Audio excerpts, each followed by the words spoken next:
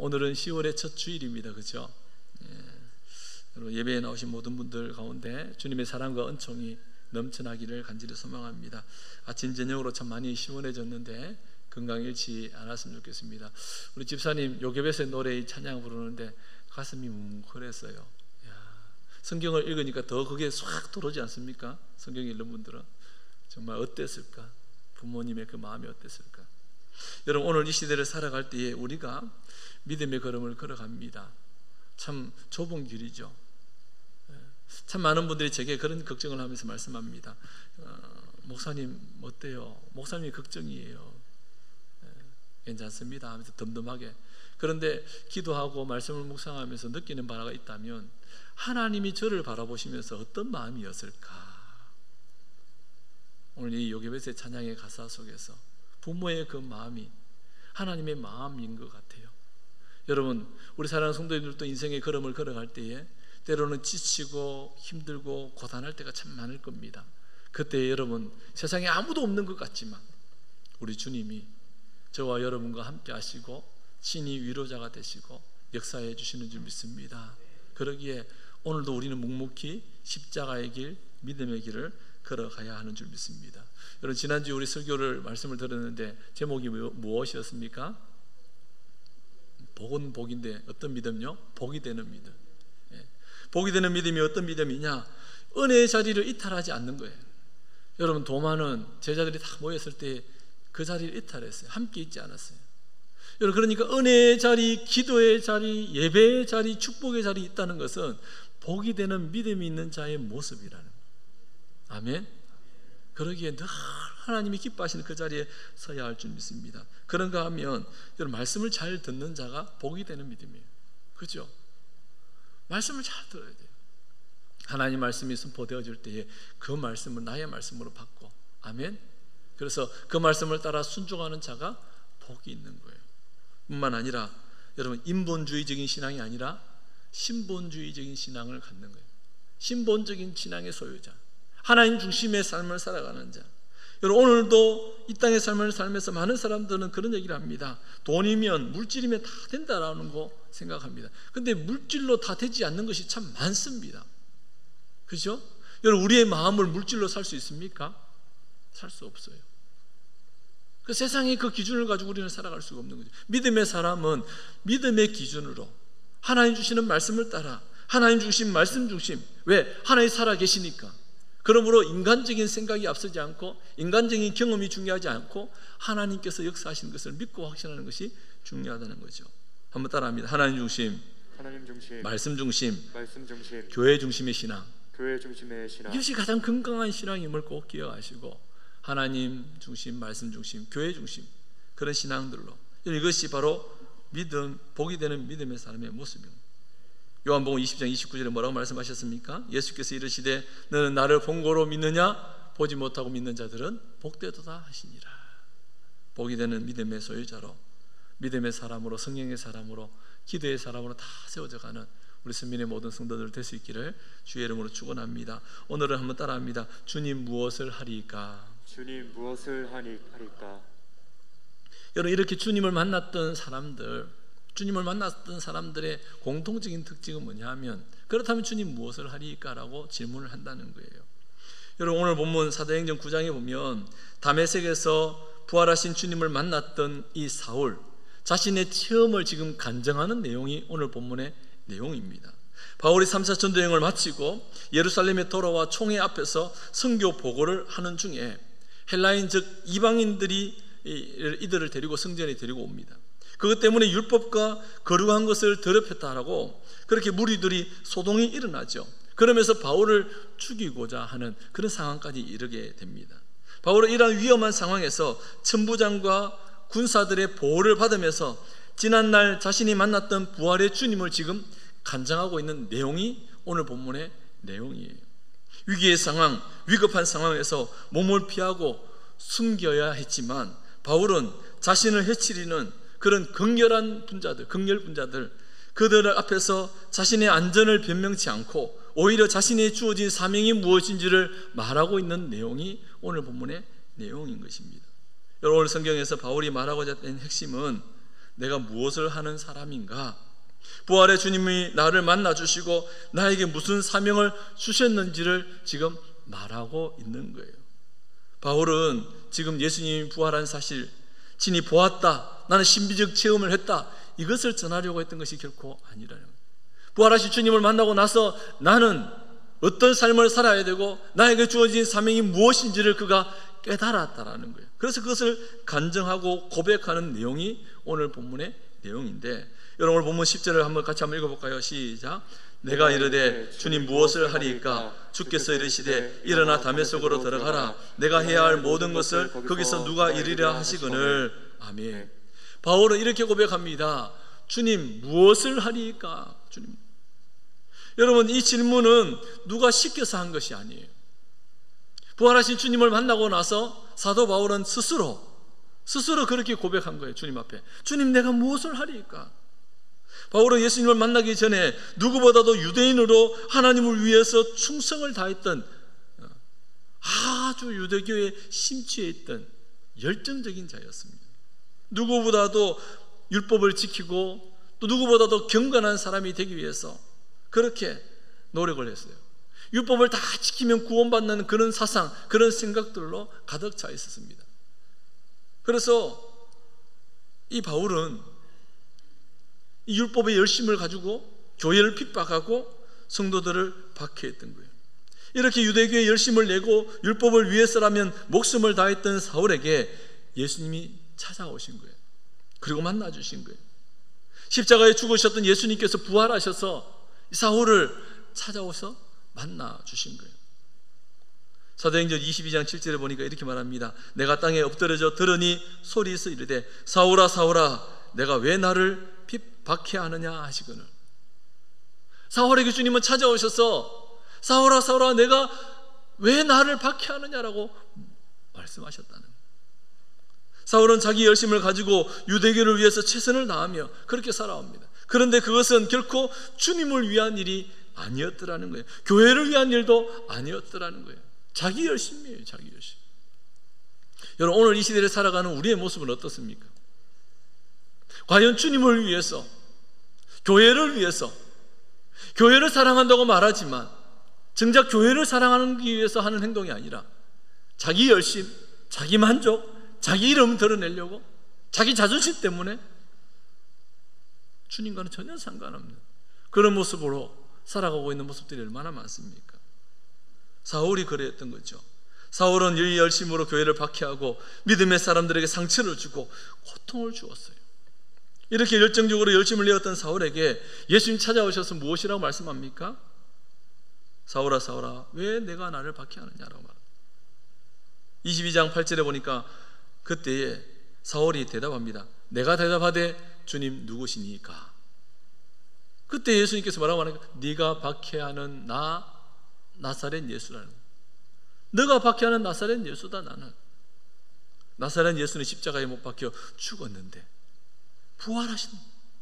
부활하셔서 찾아오셨다는 거예요. 사울에게 찾아오신 부활하신 예수님께 사울은 무엇이라고 대답하고 있나요? 내가 가로되 주님 무엇을 하리이까?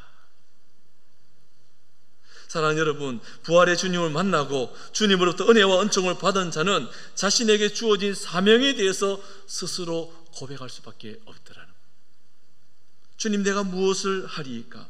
은혜를 받은 믿음의 사람은 나를 찾아오신 주님 앞에 내가 무엇을 해야 할까요? 라고 묻게 되더라는 거예요. 여러분은 부활의 주님을 만나고 구원의 감격이 있고 난 이후에 주님을 향하여 무엇이라고 말씀하셨습니까?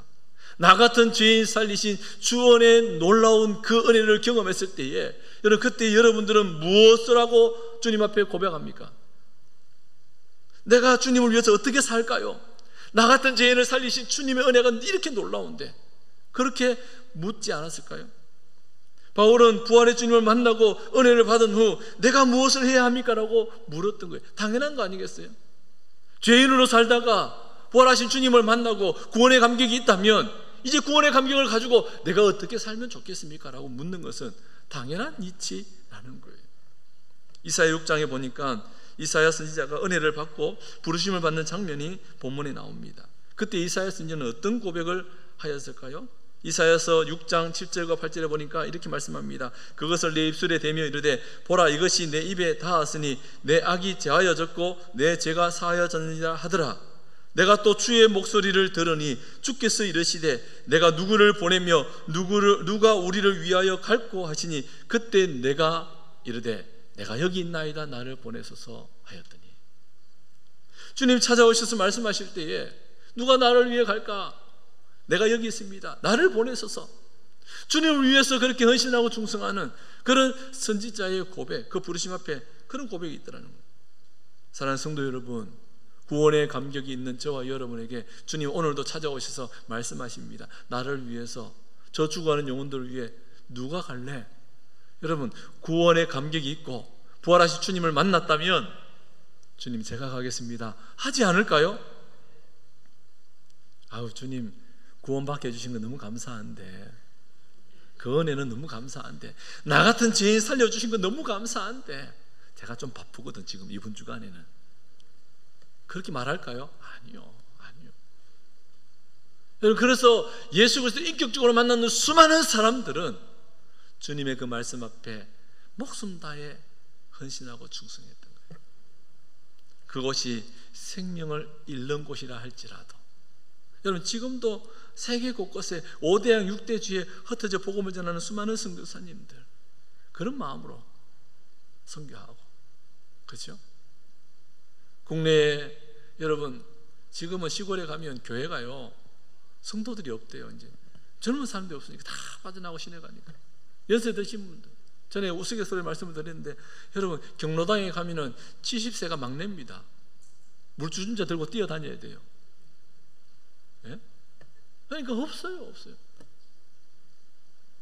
그곳에 여러분 그 미자리 교회 사명받고 목회하는 목사님들 있잖아요. 어떤 마음일까요? 1명, 2명 그 연로하신 성도님들 데리고 목회를 한다. 주님이 주신 은혜가 아니면 할 수 없는 일 아니겠습니까? 그렇죠? 구원의 감격이 있기 때문에 그 자리에서 하나님의 명령을 따라 묵묵히 오늘도 순종해 나가고 있다는 것. 사랑하는 성도 여러분, 그러기에 저와 여러분이 믿음으로 반응하고 순종해야 됩니다. 우리가 무엇을 해야 할까? 예수님을 믿는 믿음의 사람으로, 기도의 사람으로 무엇을 해야 할까? 구원받은 성도로서 무엇을 해야 할까? 지난 금요일에 제가 타교 권사님의 이야기를 잠깐 들려드렸는데 고춧가루가 도착을 했더라고요. 보니까 이야, 고춧가루 기가 막혀요. 미자리 교회 목사님들 섬겨달라고, 저를 통해서 섬겨달라고. 고춧가루 딱 보는데 울컥했어요. 여러분, 그런 마음 왜 주실까요? 주님은 그분에게 부자도 아닙니다. 건강한 분도 아니에요. 희귀병을 앓고 있어요. 그래서 제가 거룩한 부담감이 있어요. 기도하고 권사님 건강 챙기셔야 되는데 이렇게 괜찮으시겠냐고. 괜찮습니다 목사님. 하나님 제게 은혜를 주셔가지고, 작년에는 자녀들에게 하나님 은혜 주셔가지고 갑자기 자녀들이 용돈을 주셔서 이래가지고 그 돈을 저한테 보내주셔가지고 살을 섬겼거든요. 지역의 미자리 교회 목사님들 살을 섬겼는데 이번에는 고춧가루로. 참, 무슨 은혜입니까? 그죠? 있다고 섬기는 게 결코 아니더라는 거예요. 여러분, 그분에는 주님이 만나주셨던 그 사랑의 감격이 식지 않고 지금도 그 은혜가 충만하기 때문 아닐까요? 여러분, 우리는 어떤 삶을 살았으면 좋겠습니까? 오늘 이 사울이 간증하며 고백하는 내가 무엇을 하리까? 여러분, 무엇을 하고 싶습니까? 여러분, 한 주간 무엇을 해야 할까요? 성도로 직분자로 무엇을 해야 합니까? 주와 복음을 위해서 피로값주고 세워주신 교회를 위해서 충성과 헌신을 다하고 믿음의 사람이 되어야 하지 않겠습니까? 그런가 하면 사도 바울이 할 일이 무엇이라고 말하고 있느냐?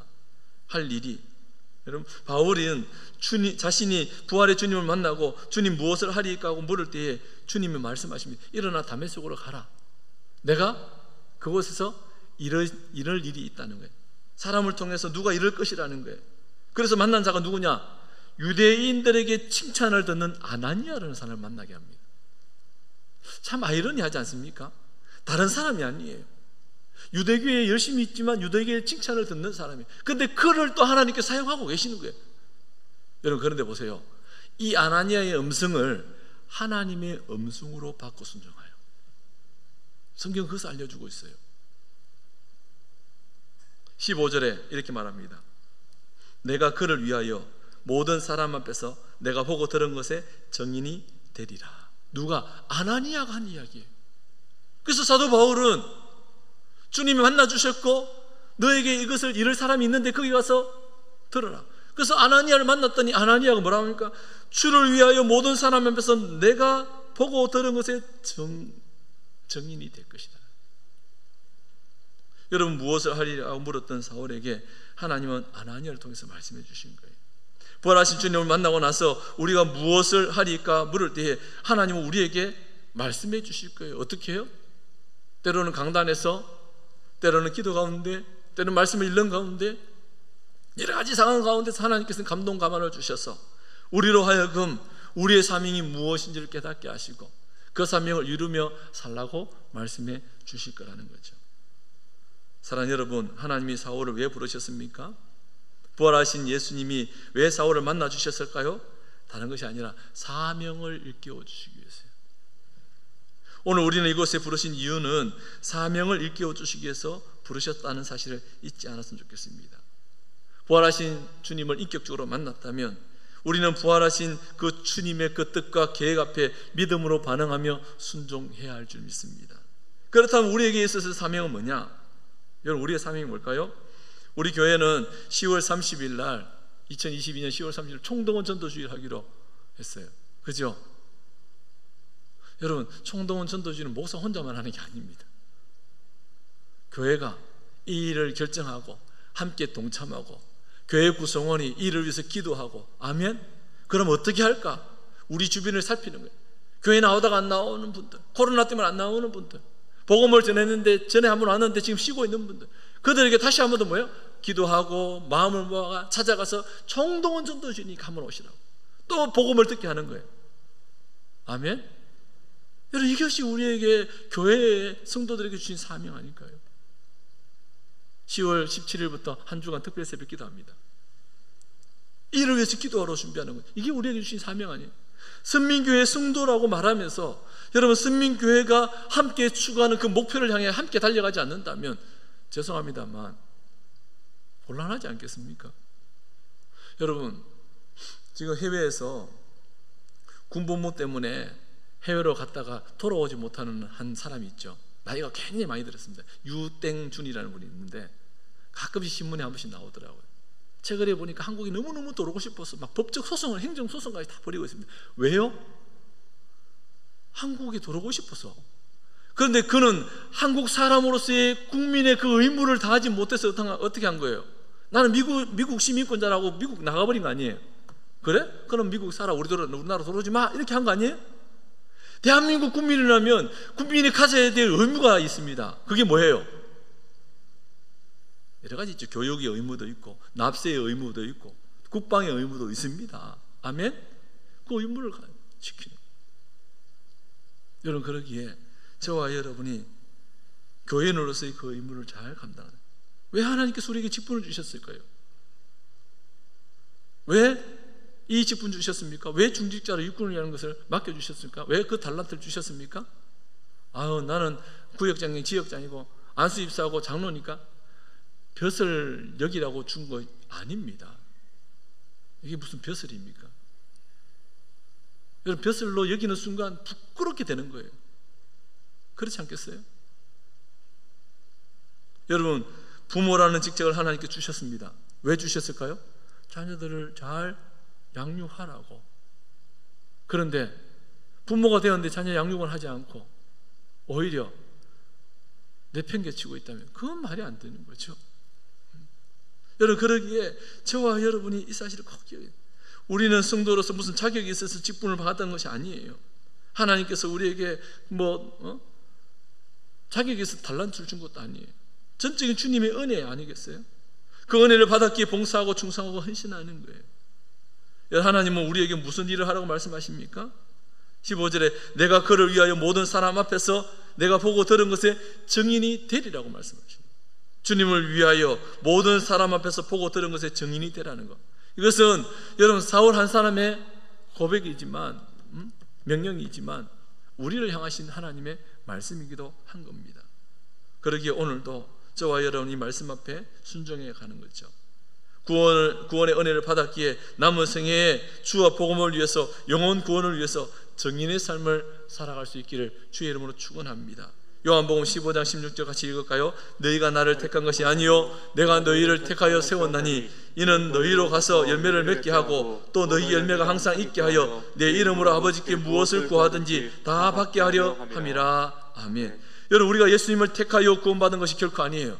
우리 주님께서 친히 찾아오셔서 전적인 은혜라는 겁니다. 주님이 우리를 택하시 세우신 이유는 복음의 열매, 영혼의 열매, 구원의 열매를 맺으라고 말씀하신 거예요. 그 일을 위해서 10월 30일 총동원 전도주의를 하는 거예요.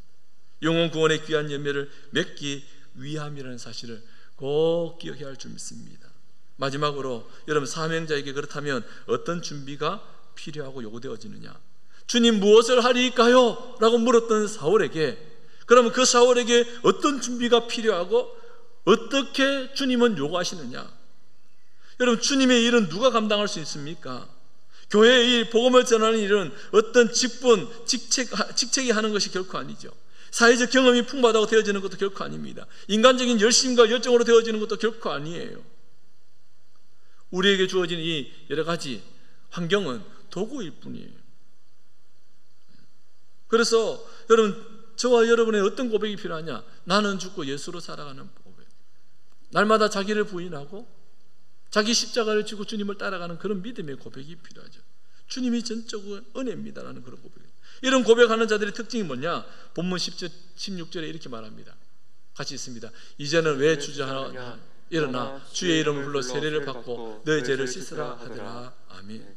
사명자에게 요구되어지는 것은 사회적 지위, 지식, 경험이 아닌 성결함이라는 거예요. 복음 앞에서의 사명자는 여러분 사회적 지위를 주님이 요구하시는 성결함, 깨끗함.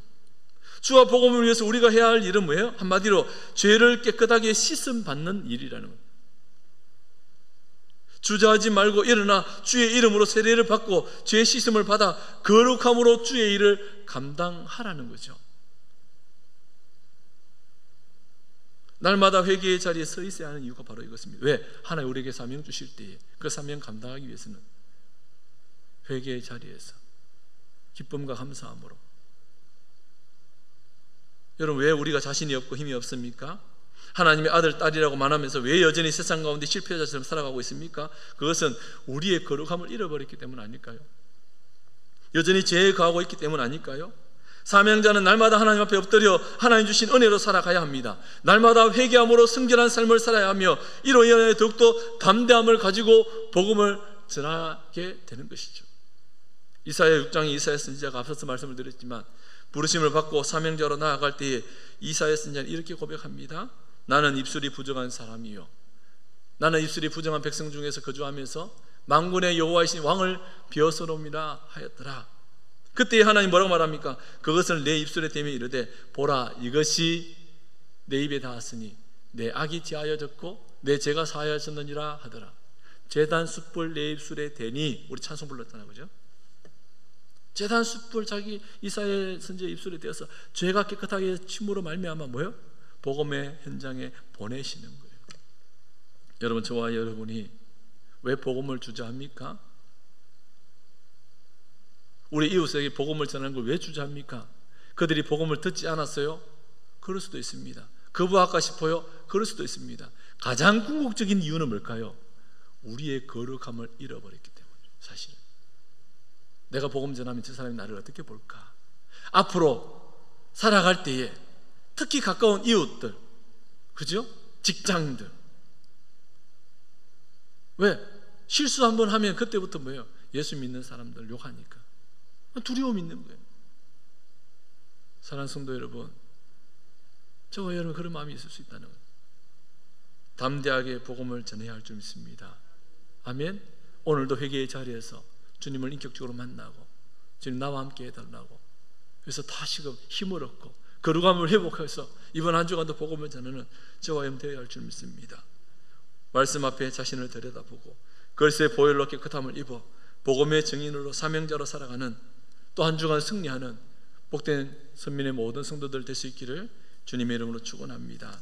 우리 시간 함께 찬양했으면 좋겠습니다. 말씀을 준비하면서 참 주님이 제 마음 가운데 이 찬양으로 참 위로해 주셨어요. 여러분 우리 성도님들도 마찬가지일 거예요. 걱정할 필요 없습니다. 왜? 주님이 붙들어 주시기 때문이에요. 왜 슬퍼하느냐? 왜 걱정하느냐? 우리 함께 찬양하고 말씀을 생각하고 기도하면 좋겠습니다.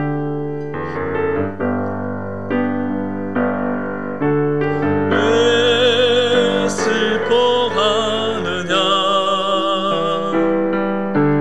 왜 걱정하느냐? 뭘 두려워하느냐? 아무 염려